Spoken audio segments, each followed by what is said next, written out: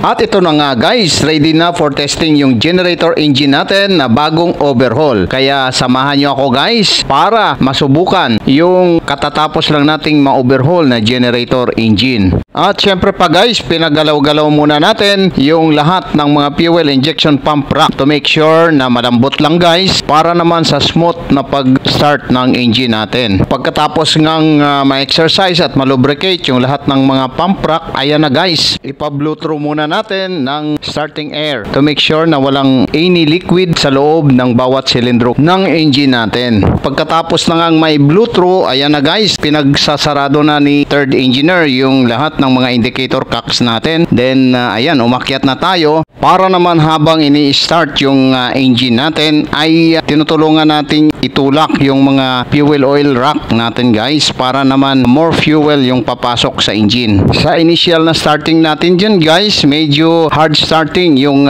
engine natin. Kaya naman binibleed pa natin yan guys, yung mga high pressure pipe nyan guys, no? Blended natin para makasigurado tayo na walang hangin. Since naka-diesel guys, yung fuel nyan, change over na natin sa heavy fuel. Then trinay ulit natin na start at yan na nga guys, no? Tumakbo na yung engine natin. At napakaganda ang tunog. Check natin at in-observe for any abnormalities. So far so good, satisfactory naman guys yung takbo ng engine natin. Success!